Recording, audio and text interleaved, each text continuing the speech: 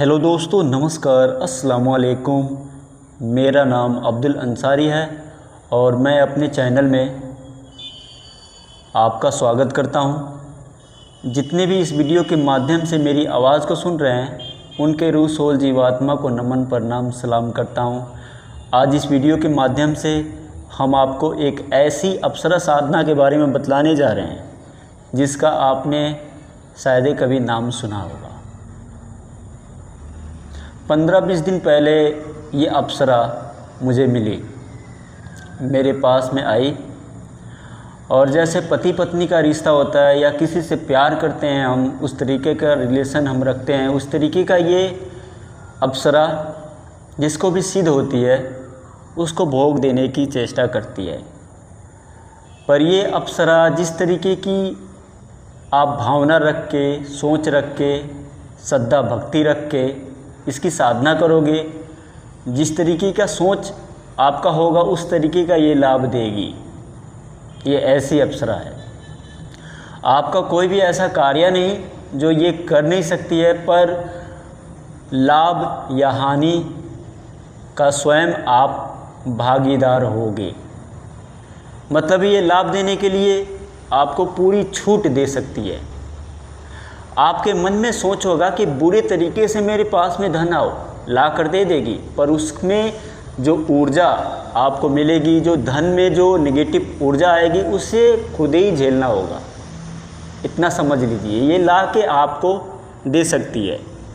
अब आपके रास्ते में कांटा लग गया, अब उस कांटे को आप हटाना अगर यदि जानते हो तो आप खुद से हटा सकते हो, नहीं तो आप कांटों पे चलो, ये आपकी मर्जी।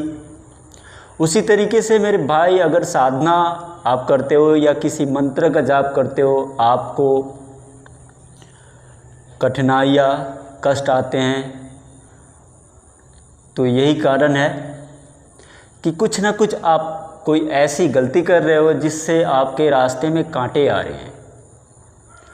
मंत्र में बहुत शक्ति होता है, बीज मंत्र में तो बहुत ही ज़्यादा शक्ति होता है, क्योंकि बीज मंत्र में प्राण छुपे होते हैं। ऐसे ऐसे बीज मंत्र हैं कि समुंदर के अंदर चले जाओगे, जितने भी समुंदर में जीव हैं उन सारे आत्माओं से आप बात कर सकते हो, उनकी फीलिंग को समझ सकते हो। ऐसे ऐसे मंत्र हैं।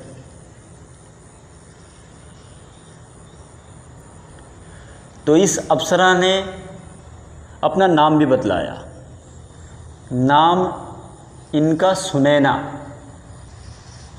है और ये महामाया, जिसे महालक्ष्मी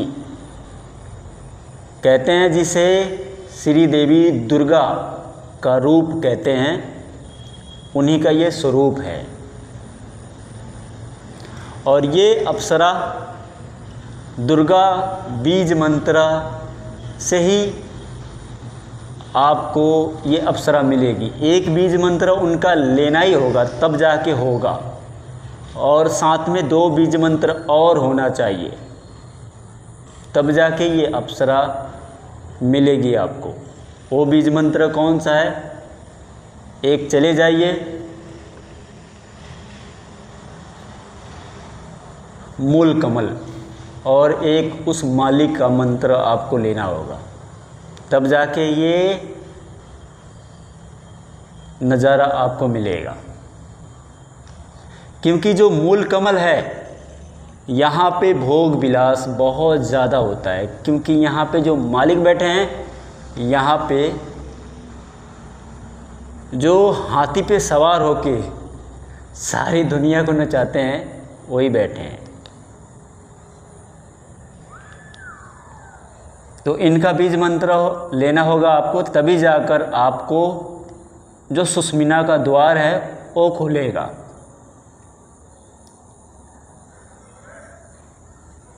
तो ये जो अप्सरा साधना है ये कोई भी कर सकता है, स्त्री कर सकती है, पुरुष कर सकता है, या शादीशुदा कोई भी कर सकता है। लोग साधना क्यों करते हैं? कि हमारे अंदर पावर हो, उस पावर को लेकर हम कोई कार्य करें तो वो सफल हो जाए। आप किसी से कुछ कहते हो और वो सुनता ही नहीं है आपका। कोई काम बनाना चाहते हो, कहते कहते हार जाते हो, वो आपकी बात पे ध्यान ही नहीं देता। क्यों नहीं देता? क्योंकि आपके अंदर वो वाणी ही नहीं है जो वाणी काम करती है, वो पावर ही नहीं है जो शक्ति बहती है आपके वाणियों से। तो साधना मंत्र के जाप से वो ऊर्जा, वो शक्ति आपके अंदर उतरने लगेगी और किसी भी कार्य को आप अंजाम दे सकते हो। आप कोई कार्य करने चले जाओ, आपका दिल कहेगा होगा या नहीं होगा, आपका मनोबल टूट जाएगा।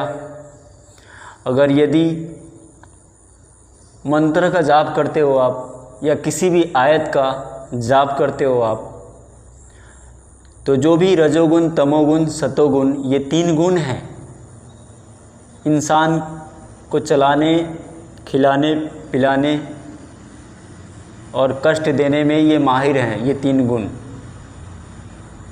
जो पान तत्व है, इस पान तत्व में ही ये सारे तीनों गुण बहते हैं और ये सारे मसाले ऊपर के ही हैं।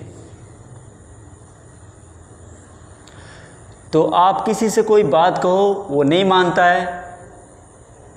अगर आपके अंदर पावर रहेगी, शक्ति रहेगी, आप एक वाणी बोलोगे, आपके बातों को सुना जाएगा और आपके कार्यों को भी वो करेगा।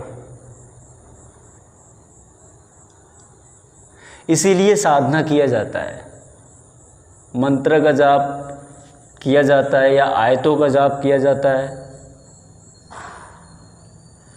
और ये अप्सरा अगर आपको सिद्ध हो गई तो आपके कुल के जितने भी परिजन दुनिया संसार छोड़कर चले गए हैं साधना में, वो भी आपको दिखाई देंगे फेस टू फेस। उनसे बात भी होगा और उनसे मदद भी खुद आप ले सकते हो। ये अप्सरा ऐसी पावर रखती है क्योंकि ये अप्सरा जो है सारे के सारे परिजन दुनिया संसार छोड़कर जाते हैं तो इसी भंडार पे रुक जाते हैं थोड़ा आराम करने के लिए। और ये सारे के सारे चित्र को, उनके छवि को ये कैच करके रखती है। ये ऐसी अप्सरा है। तो अगर आप इनकी साधना करना चाहते हो तो आप कर सकते हो इस नवरात्रि, इस दशहरा में। इसका जो मंत्र है मैं नहीं दे सकता। साधना बतलाना, सिखाना ये बहुत घटिया काम है। बहुत कर्मों को, बहुत बुरी बलाओं को सर पे बुकना पड़ता है, तब जाके कुछ सामने वालों को दिखाई या सुनाई या कुछ मिलता है। तो मैं क्या कह रहा था कि जितने भी परिजन हैं आपके घर परिवार में जो दुनिया संसार छोड़कर चले गए हैं, उनसे बात करना है तो आप फेस टू फेस बात कर सकते हो। उनके आवाज़ में ही बात होगा। अगर वो अभी भटक रहे हैं तो कब होगा? तो ऐसे समय में होगा जिस समय सारी दुनिया सोती है। जब आपके घर के जितने भी सदस्य, जितने भी परिवार हैं सो जाएं, तब उठ के आपको साधना करना होगा। उस समय आपका बातचीत होगा, क्योंकि जितने भी परिजन दुनिया संसार छोड़कर चले जाते हैं, आपको क्या लगता है वो बहुत दूर रहते हैं? बहुत दूर रह के भी वो इतने पास रहते हैं जो कि आपको टेक्निक मालूम हो तो 1 सेकेंड में आप उनसे बात कर सकते हो। ऐसे स्थानों पे रहते हैं वो। जितने भी हमारे परिजन दुनिया संसार छोड़कर चले जाते हैं, वो खुद आपके परिवार के अंदर ही रहते हैं। और सो जाने के बाद अगर आप साधना करते हो तब उनसे बातचीत होता है। तो उम्मीद करता हूँ ये जानकारी आपको अच्छी लगी होगी। साधना अगर करना चाहते हो तो उसी से आप मंत्र लो, जो अनुभव हो उसके पास में ज्ञान हो, जो आपको कष्ट में आगे चल के डाल ना दे, उससे मत लो। क्योंकि खुद वो अभी अनारी है तो आपको खिलाड़ी क्या बनाएगा? जो खुद ही कांटों पे चल के अपना रास्ता खुद बना चुका है, उसका दामन थामोगे तो आपको आगे चल के बतलाएगा कि आगे कांटा है, इस रास्ते को बदल दो, तब जाके सफलता मिलेगी। मैंने इतना ढेर सारी साधनाओं को किया कि बीज मंत्र ऐसे ऐसे हैं कि रूह तक कांप जाए।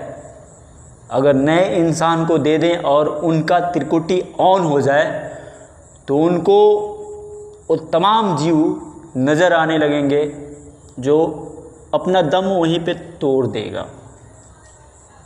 ऐसे ऐसे बीज मंत्र हैं।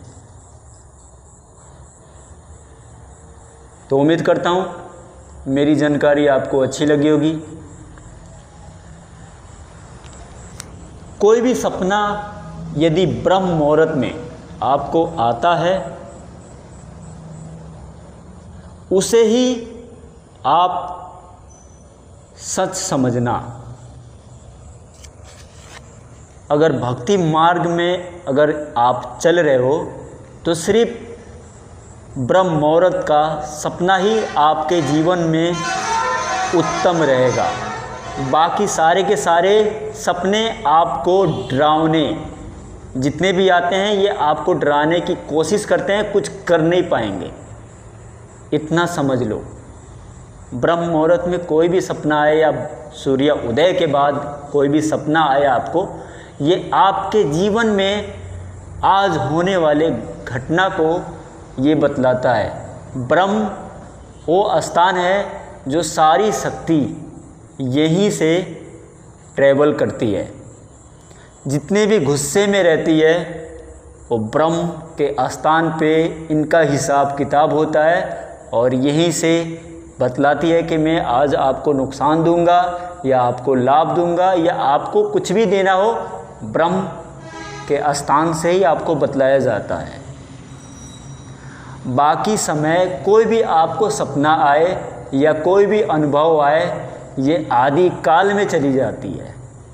बहुत दिन बाद घटना होने वाली चीज़ों को आपको दर्शाती है, जो आपको समझ में नहीं आएगा। तो उम्मीद करता हूँ आपको काफ़ी अच्छी जानकारी दे दी होगी। जो लिंग पे बैठते हैं वो क्षर पुरुष कहलाते हैं, सर्फ, और जो ब्रह्म पे बैठते हैं उन्हें अक्षर पुरुष कहलाता है। वो अक्षर पुरुष उसे कहते हैं। पर मंत्र जो है इनका उलट पुलट है। ये जितने भी संत महात्मा बन के बैठे हैं, मैं क्या करूं या ना करूं, इनका ज्ञान मेरे समझ में नहीं आता, क्योंकि मेरा अनुभव कुछ और कहता है और इनका ज्ञान ही कुछ और कहता है। तो अगर आपको मुक्ति चाहिए, मोक्ष चाहिए, तो इतना समझ जाइए कि मोक्ष आपको लेना है तो स्वयं के अनुभव से ही आपको मोक्ष मिल सकता है। क्योंकि मैं आपके घर में आऊँ तो कितना देर आप ठहरने दे सकते हो, इतना बतलाओ। आपके घर में मैं रुकूंगा तो 10 दिन, महीने दिन या साल भर या 2 साल 3 साल, एक न एक दिन आप निकाल बाहर फेंकोगे। उस तरीके की अगर आपके साथ में हो रहा है तो इतना समझ लीजिए कि वो रास्ता आपका है ही नहीं। उस रास्ते को आप अपनाओ जो आपका है।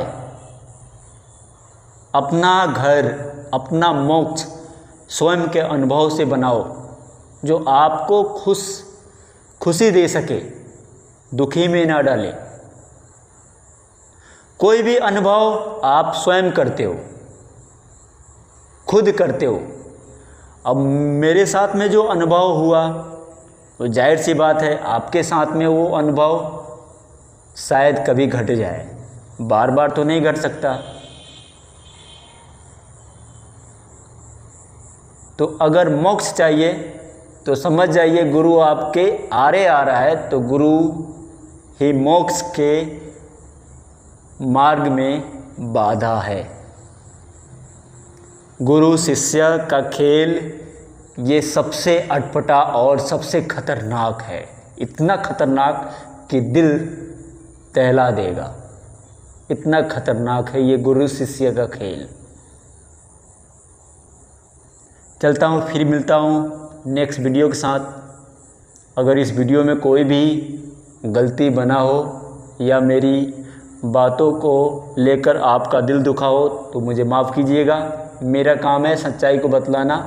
मैं इतना कहूँगा कि स्वयं का अनुभव आपका सबसे बड़ा अनुभव है। दुनिया, भगवान अपने आप को कहती है, अपने आप को भगवान कहती है। आप खुद सोचो, आपको रातों में अनगिनत तारे दिखाई देते हैं। अब सारे के सारे तारों को आप कहो कि तू ही मेरा भगवान है, तू मेरा भगवान है, तू मेरा भगवान है। यार कितने भगवान हो जाएंगे? हो जाएंगे ना। एक सदे सब सदे, सब सदे सब जाए। अगर आप सबको साध रहे हो तो एक साथ सबको लेकर चलो, सबको एक दृष्टि से देखो, सच्चाई पता करो। भगवान कौन है? वो मालिक अल्लाह ताला गॉड कौन है?